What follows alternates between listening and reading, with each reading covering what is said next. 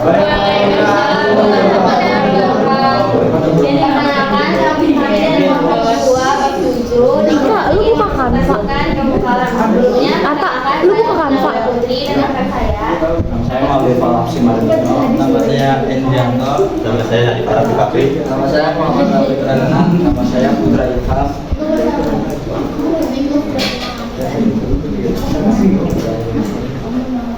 Yang pertama itu ada tujuan pembelajaran. Pertama ada pemateri ilmu kalam, kedua ada ruang lingkup ilmu kalam, yang ketiga tujuan ilmu kalam, yang keempat ada sumber-sumber ilmu kalam. Masuk ke materi pertama yaitu pemateri ilmu kalam. Ilmu kalam artinya pengetahuan tentang suatu bidang yang disusun secara bersistem menurut metode tertentu. Adapun kata kalam berasal dari bahasa Arab yang berarti kata-kata pembicaraan. Jadi, ilmu kalam secara etimologi atau bahasa adalah ilmu yang membicarakan bagaimana menetapkan kepercayaan, keagamaan dengan bukti-bukti yang masih selanjutnya dibacakan oleh kami kepada. Lalu selanjutnya ada ruang lingkup ilmu kalam. Ruang lingkup ilmu kalam yang pertama yaitu ilahiyah, yaitu pembahasan tentang segala sesuatu yang berhubungan dengan Allah, seperti wujud Allah, nama-nama Allah, dan lain sebagainya. Lalu yang kedua ada nubuat, yaitu pembahasan tentang segala sesuatu yang berhubungan dengan malaikat, dengan Nabi dan Rasulullah, termasuk itu pembahasan tentang kitab-kitab Allah, mukjizat, karomah, dan lain sebagainya. Lalu yang ketiga ada ruhaniyah, yaitu pembahasan tentang segala sesuatu yang berhubungan dengan alam metafisik, seperti malaikat, jin, iblis, syaitan, dan roh. Yang terakhir ada samiyat, yaitu segala sesuatu yang hanya bisa diketahui lewat sam'i, dan seperti dalil, nakli berupa Al-Quran dan Sunnah, seperti alam barzah, akhirat, azab kubur, dan lain sebagainya. Selanjutnya akan dibacakan oleh Indrianto. Tujuan ilmu kalam: 1. Menolak akidah yang sesat dan berusaha menghindari tantangan-tantangan dengan cara memberikan penjelasan untuk perkara. Kedua, memberikan pemahaman bagaimana melalui pendekatan filosofis dan logis, sehingga kebenaran Islam tidak saja dipahami secara dogmatis, diterima apa adanya, tetapi bisa juga dipaparkan secara rasional hingga memuatkan sistem nilai ajaran Islam yang terdiri atas 3 pokok, yaitu iman sebagai landasan akidah, Islam sebagai manifestasi syariat, ibadah dan muamalah, serta ihsan sebagai aktualisasi akhlak. 4. Menjawab problematika agama lain yang dapat merusak akidah umat Islam. Selanjutnya dibacakan oleh Putra Ilham. Selanjutnya ada sumber-sumber hadis ilmu kalam. Yang pertama ada al-hadis. Hadis riwayat Abu Hurairah.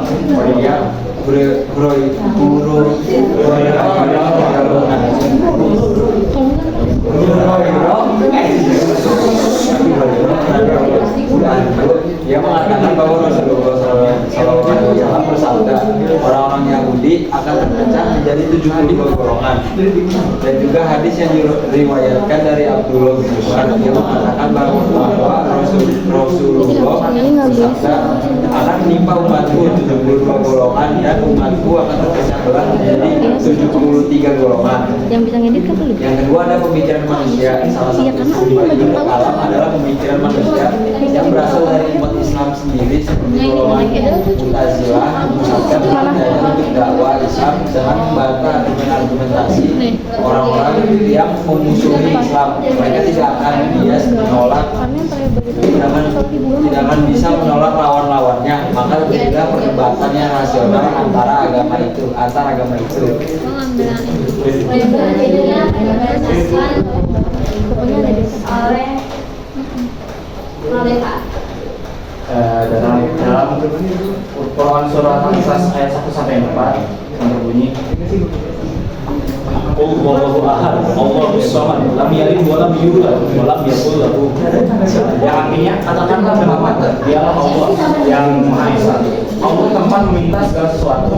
Allah tidak beranak, tidak pula diperanakan, dan tidak ada sesuatu yang setara. Quran ayat 1 sampai 4 ini menunjukkan bahwasanya Allah Subhanahu wa taala itu Maha Esa. Ini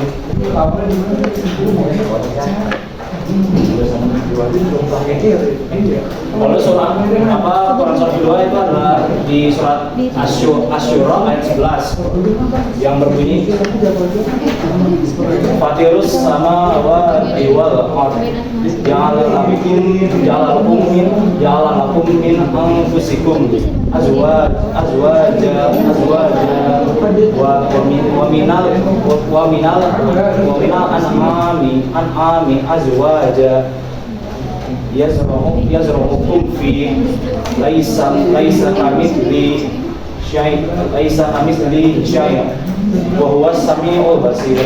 Yang artinya pencipta langit dan bumi, dia menciptakan untukmu pasangan-pasangan dari jenismu sendiri dan dari bintang berpasang-pasangan dan dari binatang berpasang-pasangan.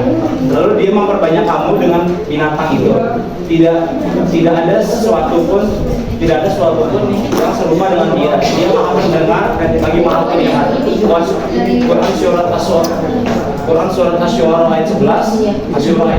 Ayat ini menunjukkan bahwa Tuhan tidak menyukai apapun di dunia ini. Dia maha mendengar dan maha mengetahui. Selanjutnya akan dibacakan oleh Selanjutnya itu ada kesimpulannya. Jadi ilmu kalam ini memiliki arti pembicaraan yang benar dan logis. Ilmu kalam ini membicarakan bagaimana menetapkan kepercayaan agama Islam dengan bukti yang yakin.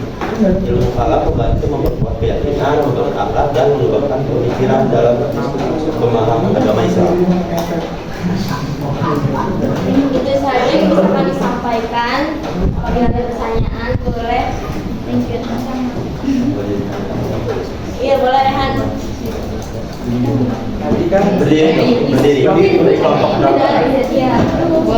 Karena saya Rehan dari kelompok 1. Mau nanya tadi di slide berapa gitu yang ada orang kafir dipecah jadi 72 golongan. Nah, itu kalian tau masih 72 golongan tuh kalian tau kan terpecah jadi golongan apa aja, kayak sebutin 2 aja, kayak juga kok nyebutin 72 kok nyebutin 2 doang. Sebentar ya. Aida kan bisa doang. Semangat. Jelasin juga. Saya akan menjawab pertanyaan dari Rehan, yaitu dua golongan orang Yahudi ya yang percaya. Contohnya yang pertama itu ada golongan Yahudi dari kaum Askenazim. Askenazim itu dalam sebutan untuk orang Yahudi yang berasal dari Eropa Timur. Kata Askenazim ini berasal dari kata Ibrani Askenaz yang berarti Jerman. Asal usulnya itu yang pertama populasi Yahudi di Askenazim berkembang di Rhineland, wilayah yang terbentang di antara Prancis dan Jerman. Lalu mereka menyebar ke Eropa Tengah dan Timur, dan sebagian besarnya pindah ke persemakmuran Polandia. Perannya itu Askenazim ini memberikan kontribusi yang signifikan terhadap filsafat, ilmuwan, sastra, seni, musik, dan sains di Eropa. Lalu orang Yahudi ini terkenal memiliki resiko lebih tinggi terhadap penyakit tertentu seperti mutasi gen dan lain-lainnya. Penyakit seperti Tay-Sachs dan jenis kanker tertentu ini terjadi umum pada populasi Yahudi Askenazi.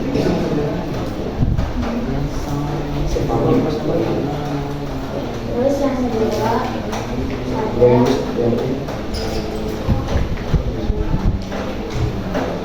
yang kedua ada kaum Sephardim, adalah sekelompok orang Yahudi yang berasal dari semenanjung Iberia, yaitu Spanyol dan Portugal. Asal-usulnya itu dari orang-orang Yahudi yang sudah tinggal di semenanjung Iberia sejak abad ke-3. Pada tahun 711 Masehi, orang-orang Islam dan Arab Afrika Utara menjajah Spanyol. Darehan. Makasih ya. Oke, mau nanya boleh. Silakan dengan pagi. Tunjukkan, perkenalkan. Diri nggak? Diri dong. Kenalkan, saya sebagai Dinyarapa dari kelompok 6. Kelompok 1. Tiga. Saya mau nanya, tadi kan ada di PPA ada bacaan manifest Soalnya kita nggak ngerti juga. Ada di awal-awal.